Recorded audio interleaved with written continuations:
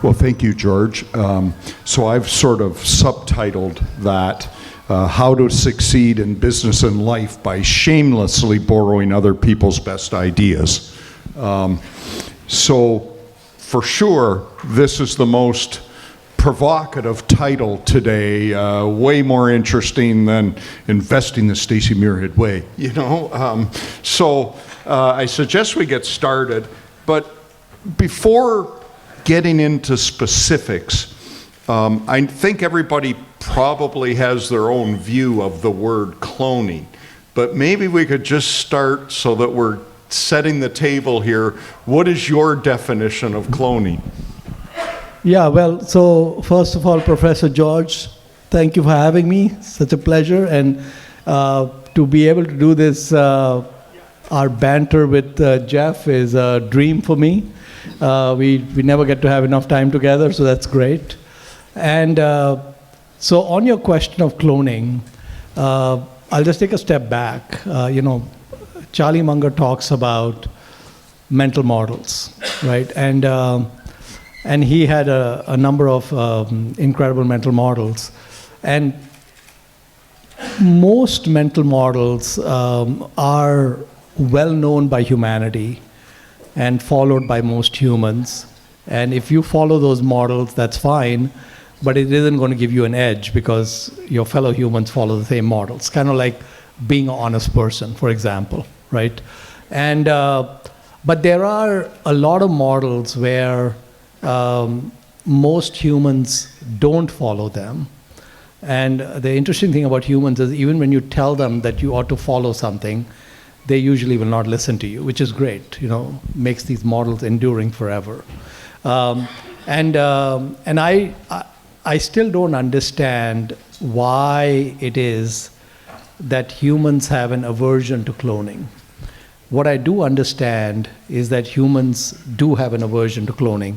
And it may be going back into our evolutionary history where if you wanted to survive in a hunter-gatherer society, following the crowd was the way to survive.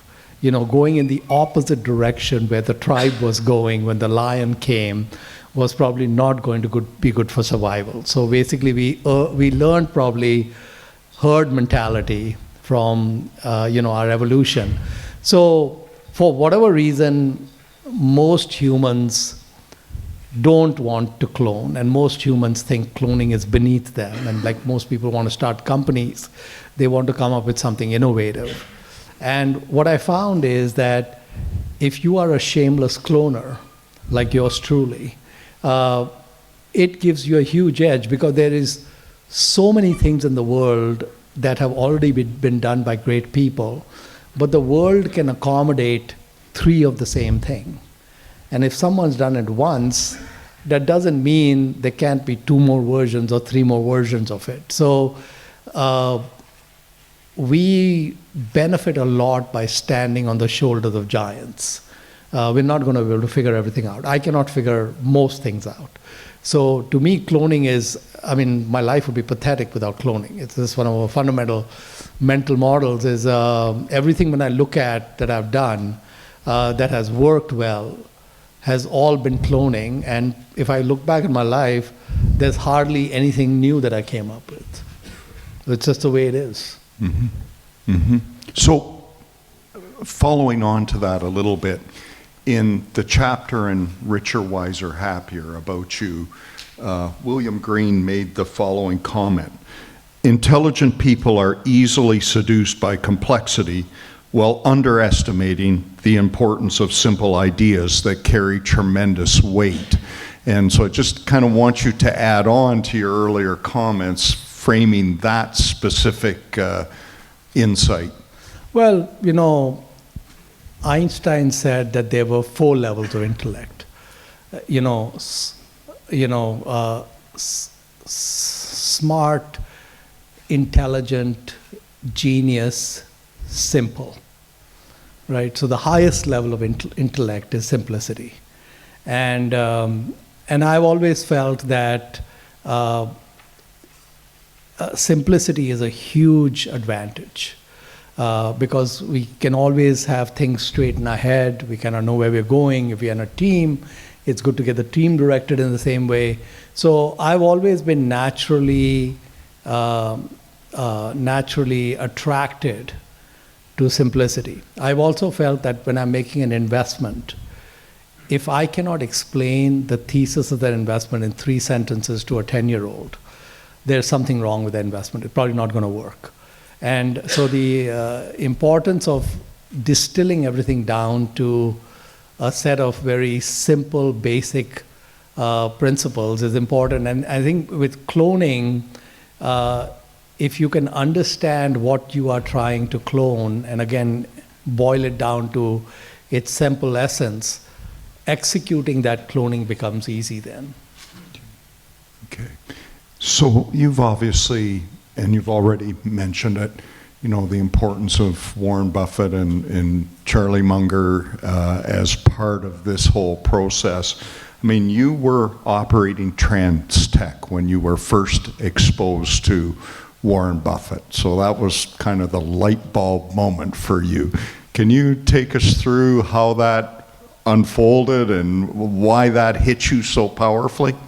Yeah, so, and this ties into the cloning idea. The Buffett partnerships, which were one of the most successful partnerships run by any hedge fund, ended in 1969. He ran it from 56 to 69.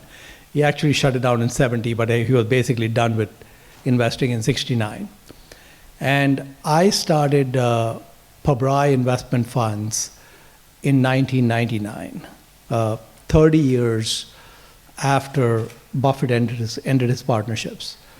And what blew me away at that time, which again reinforced for me the inability of humans to clone, is that Buffett had a very unusual fee structure in his partnership, 0-6-25, 0% annual fees, 6% hurdle, and then above the 6%, he got 25% of the upside.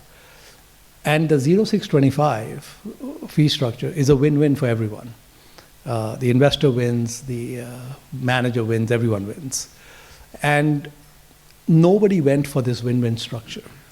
So I said, okay, we have the greatest investor ever with the greatest hedge fund ever, and that thing got put into cold storage in 69, and the Indian guy comes along in 99, 30 years later, and nobody has cloned the model. So I said, hallelujah. This is exactly what I thought my fellow humans are capable of. They cannot fucking clone. And so I said, the Indian guy's going to do it. So I basically set up a fund to do that. And what I did when I set up the fund is the early investors who came in, I reinforced for those investors in my investor meetings how important the zero fees were, right? Because I knew that they would not be able to find another manager with zero fees. And so I told them, listen, the zero fees is really important. And your family money has to all be invested with zero fee managers. So go find all the other zero fee managers. And more importantly, tell all your friends that they need to be with zero fee managers. And their friends came to me, which was great, because I was a monopoly. So it's always great to be a monopoly. And many years later, when I became friends with Charlie, and I was saying this to Charlie, and I said, Charlie, this Buffett partnerships ended in 69 and then 99, 30-year period. He says to me, Mohnish, I have to correct you. There were a few humans who had cloned Warren. I said, yes, but Charlie, I couldn't find them. And nobody could find them. He said, yeah, nobody would be able to find these people. They were very obscure, and there were very few. And so to me, it has always been that cloning, like that was an example where I based my whole livelihood on cloning that model. And that was 99. Okay, now we are 2025. It's the same situation. There are no funds. So now it's been, 56 years. I'm still waiting for the cloners to arrive. Well, Ben Watsa actually has cloned that model. There you go. Yeah. So, and he's scaling. Yeah. He's scaling because of that, which is great. Yeah.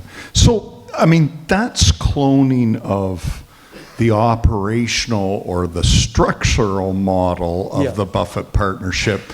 There's still the whole investment piece. And I want to emphasize to everyone here that Mohnish has adopted cloning in every aspect of his life, and we're going to get to some of that. But it seems to me the obvious question right now is, okay, I would guess that everyone in this room has read either books about Warren Buffett or a good portion of the Buffett letters.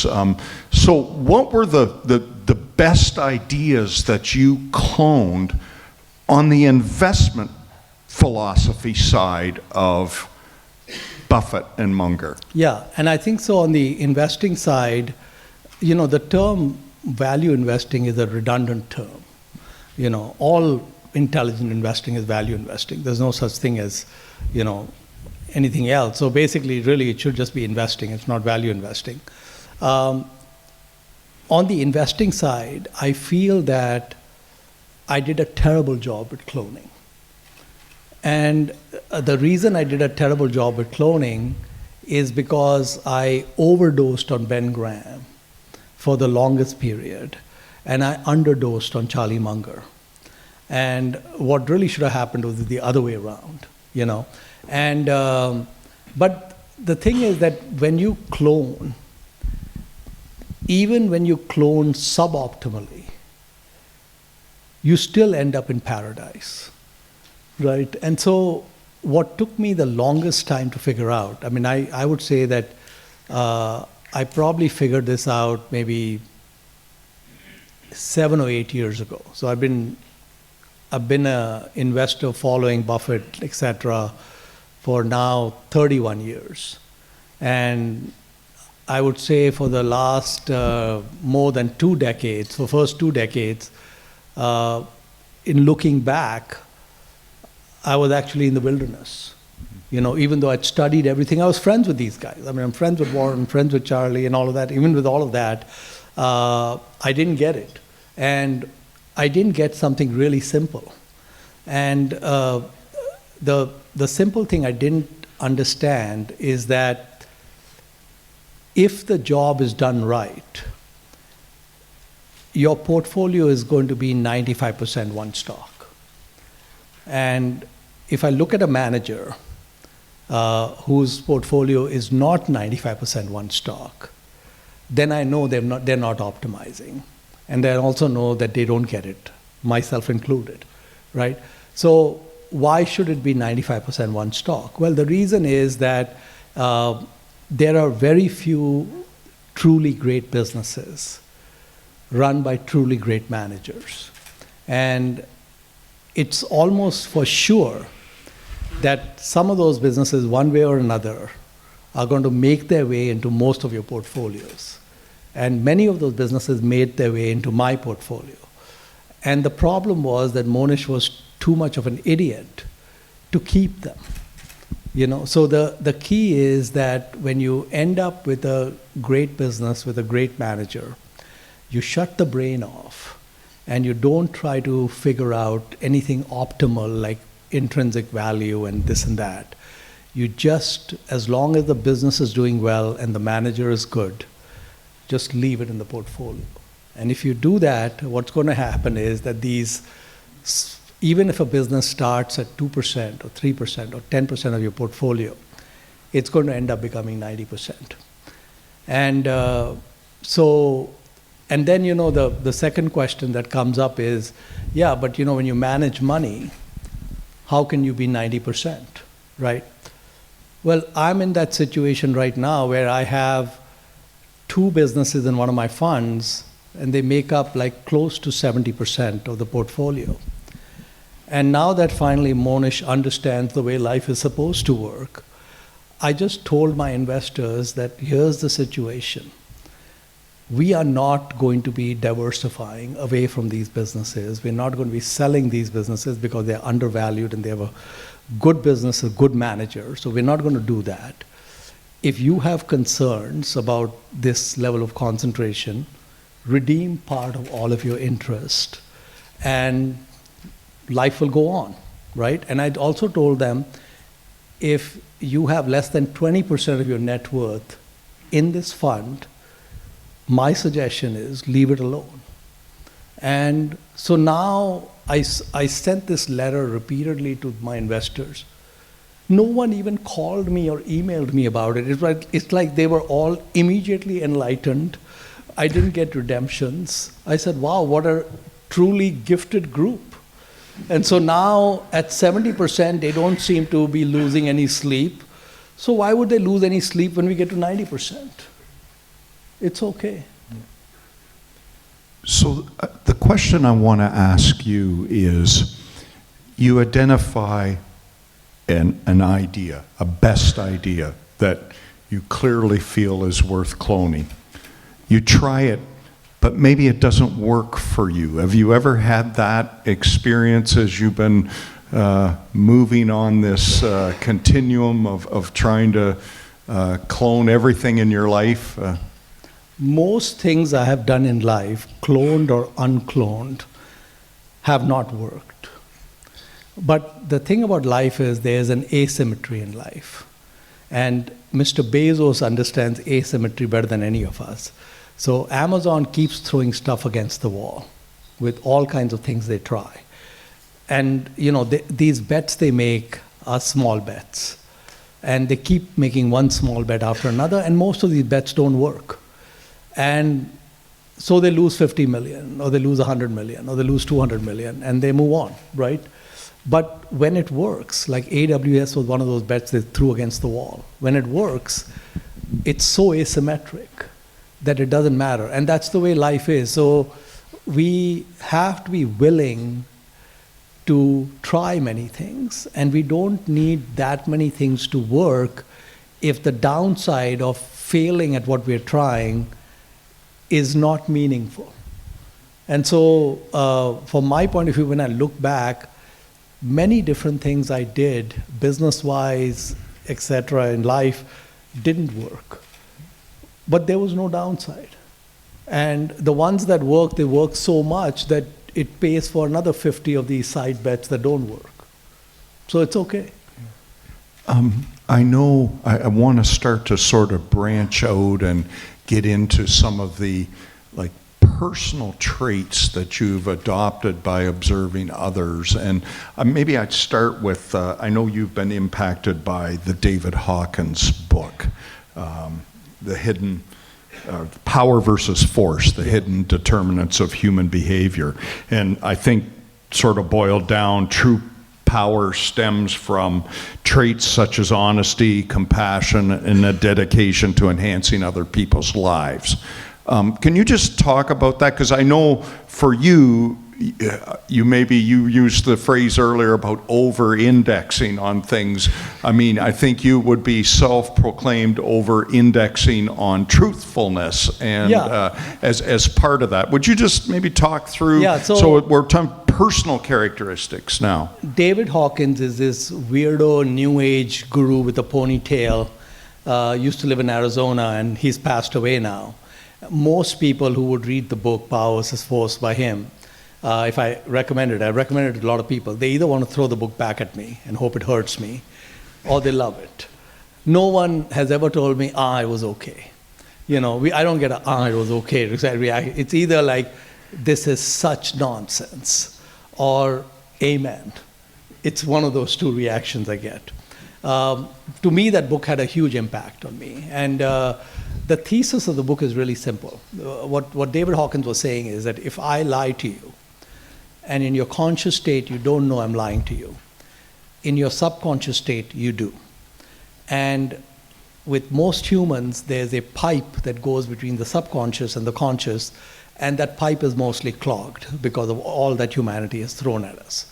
But there is still a signal that gets through. It's a very weak signal, and that signal can be measured on a muscular reaction. So if I'm lying to you, put some probes on you, there can be a muscular reaction that can be measured. I don't know whether that's true or not. I've never try to experiment with it. But I took what David was saying as the gospel truth. And he said that this truth versus lies is a complex situation. So there are a lot of different levels of truth versus lies. So let's say, for example, my wife and I are going off on a date. Okay, we're going to have a nice dinner somewhere. And she asked me, how do I look? Okay, and I think the dress sucks. Let's say I think the dress sucks. Now, the pre-David Hawkins Mohnish would have said, you look great, let's go. Okay? And the post-David Hawkins says, I don't think the dress works. Now, when I do that, I don't think the dress works, the date night might be over. Okay? But what happens is the relationship becomes stronger. So you take some short-term pain for some long-term gain.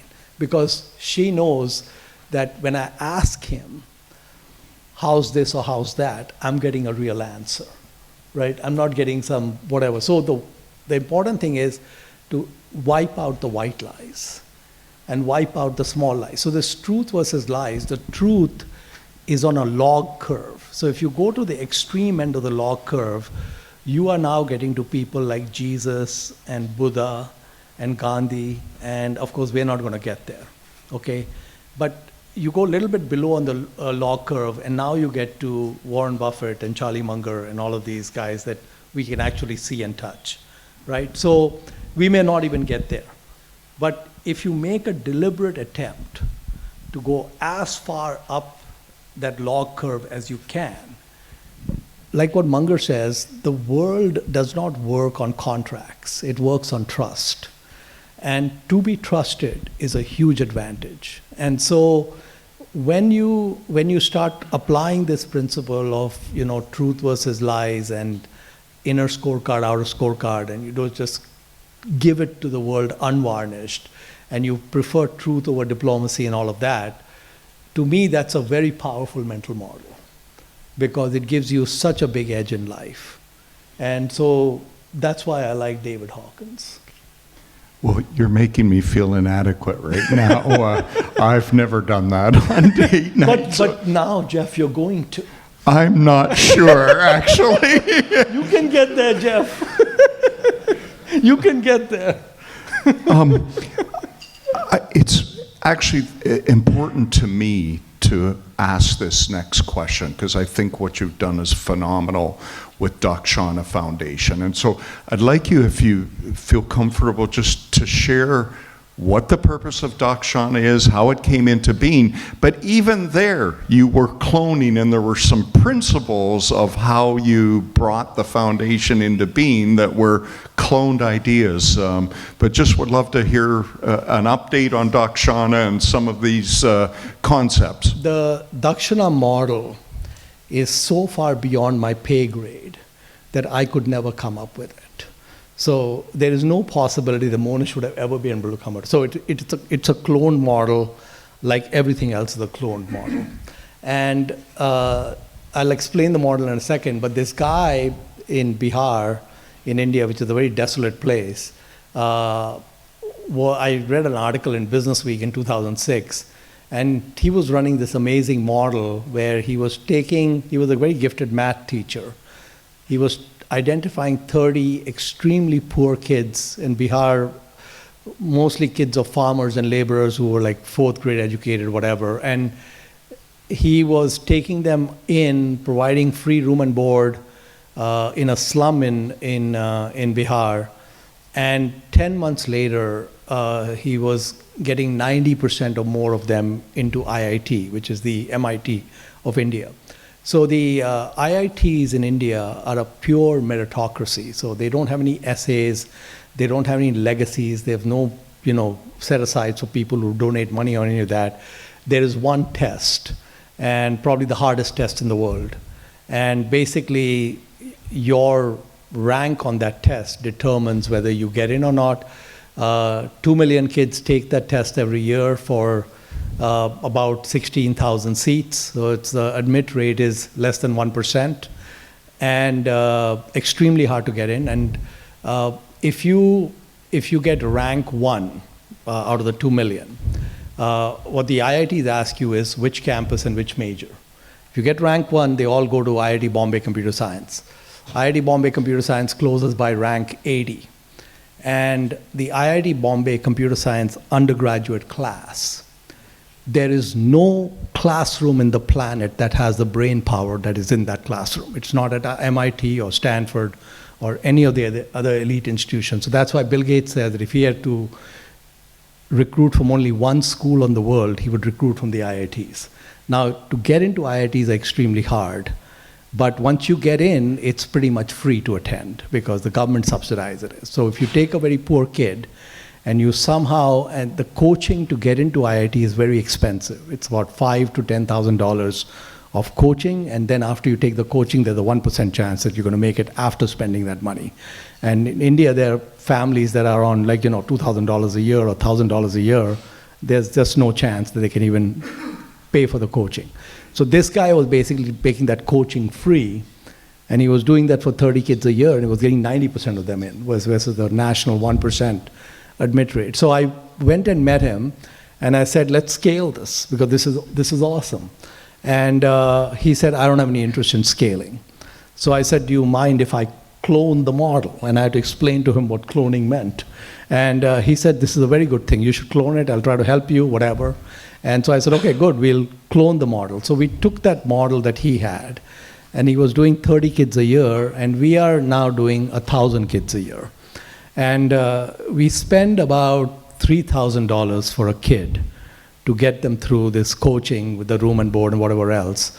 And the $3,000 of coaching basically takes a family which is maybe making $1,000 or $2,000 a year to one that's making $100,000 or $200,000 a year, right? Because they'll be hired by Google or Microsoft or whoever.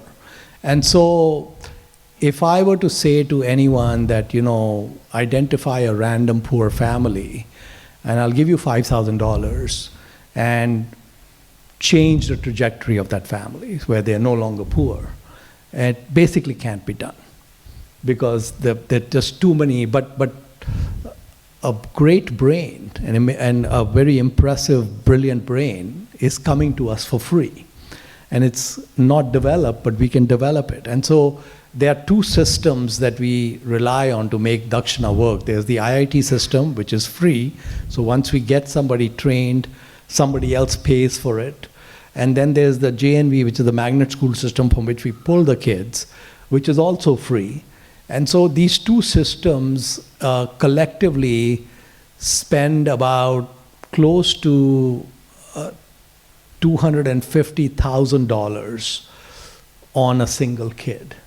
The IITs are spending about $60,000 a year per kid because they're basically that sort of undergrad 1 year would cost, and the JNVs are spending maybe another $15,000, $20,000 over the thing. So basically Dakshina spells 3,000.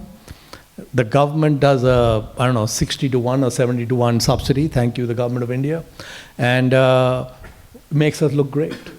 And so we are transforming these thousands of lives every year, and I was really surprised that the whole thing worked. It blew me away, actually. What are the latest statistics on the number coming through the Dakshina program that get accepted?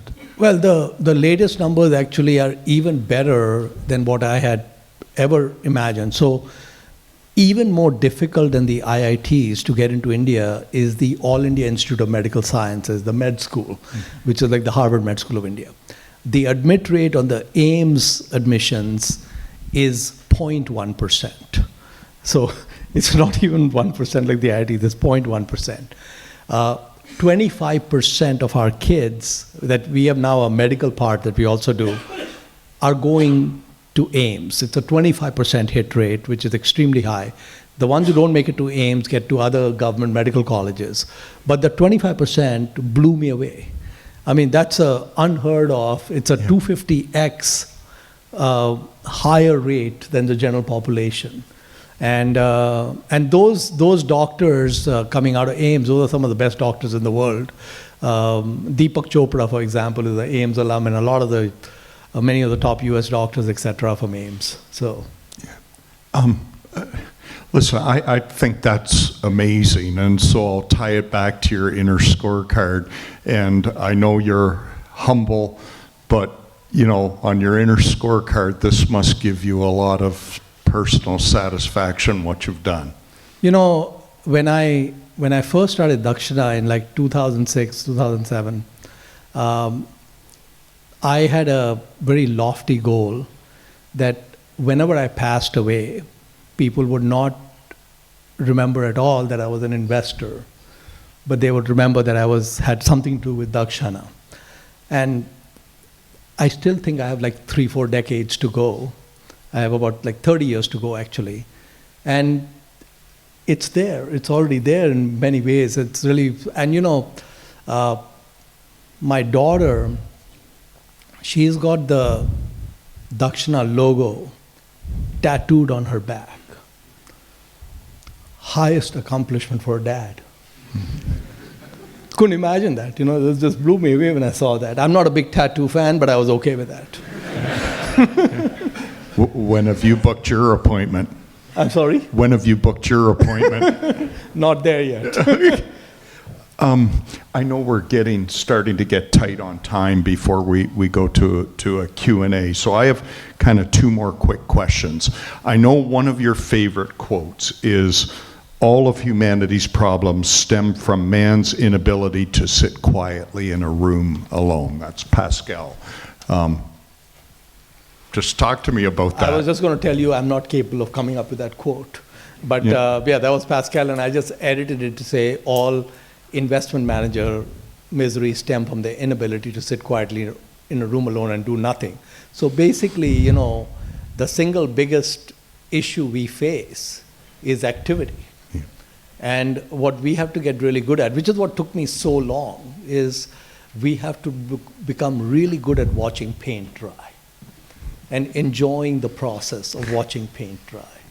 I'm trying to get better at that. Yeah. So look, at my last question before we throw it open. I mean, you're on this journey to clone the very best ideas that you can find. Along the way, you've got to course correct from time to time because something isn't maybe what you thought it was as an idea, or perhaps it just doesn't work for you. But in your own mind, how far along this journey would you say you are? I don't really have a plan like that. I think the thing is you keep putting one foot in front of the other, and you try to leave the world, planet a better place than you found it. So I think from my point of view, I aspire to become a better investor, aspire to become better at giving money away, aspire to be a good person for society, and that's about it. There's really not much else there is. Yeah. That's perfect. Thank you. All right. Thank you. We'll throw it open to questions.